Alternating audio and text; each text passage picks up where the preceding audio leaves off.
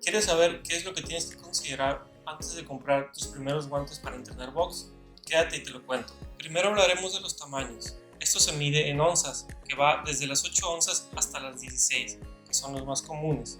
La diferencia principal es el peso y el relleno. En los guantes de box no existen las tallas como chico, mediano o grande. En su lugar se miden por onzas. De ser posible, deberíamos de tocar los guantes para revisar cómo está el relleno. Este debe amortiguar de manera correcta los impactos con el saco.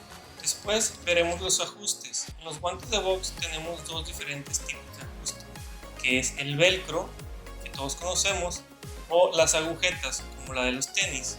Los de velcro son ideales para las personas que practican box, ya que son muy versátiles a la hora de colocarlos y quitarlos, mientras que los de agujetas, a pesar de que te dan un mejor ajuste, no son tan fáciles de colocar, vas a necesitar la asistencia de otra persona.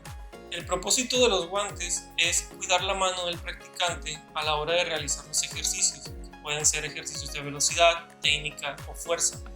Los ejercicios de fuerza son los que tienden más a generar lesiones, es por eso que se recomienda tener un buen acolchado en los guantes.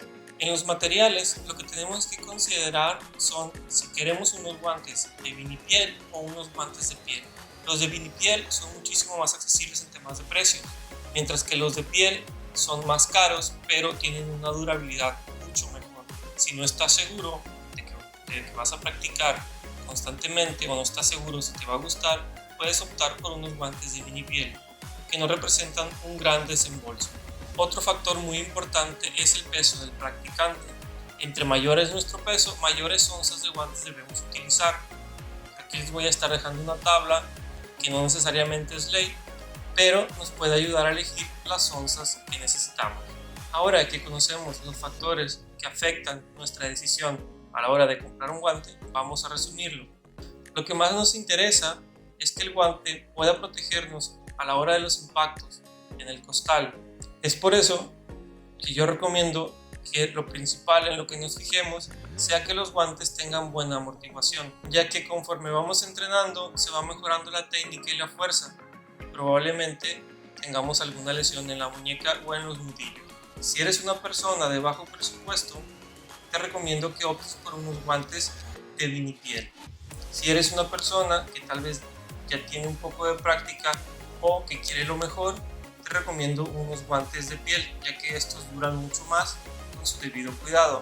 Además de esto, considera que es mejor tener unos guantes de velcro si no vas a tener a nadie que te esté ayudando para quitártelos o ponértelos. Y ya por último es la elección de las onzas. Esto dependerá de tu peso y del uso que le quieras dar, pero yo te recomiendo que priorices guantes que tengan muy buena amortiguación para evitar lesiones. Si creen que me faltó algo por mencionar, los leo en los comentarios. Hasta pronto.